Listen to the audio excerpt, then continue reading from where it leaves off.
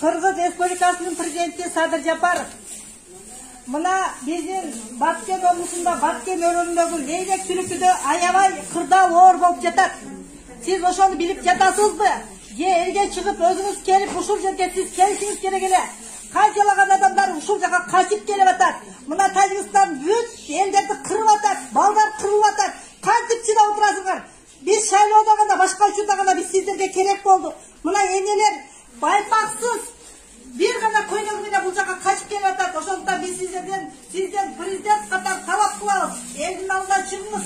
Башка мамлекеттерде курал жарактарды сураңыз. Биз сизден талап кылабыз. Сиздин эш жайлаган президент бирок ошол эмгекти сиз таптакыр актаганыңыз жок. Садыр Нуркожаевич, канчалаган жаш балдарыбыз өлүп кетип атат. Кантип отурасыз ошол креслода? Бизге жардам керек.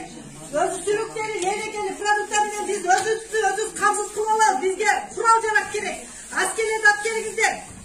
Кыргызстандын чек-арасына, Кыргызстан аймагына бир дагы тажик отурбай турган даражага жеткириңиздер. Биз сизге наразыбыз.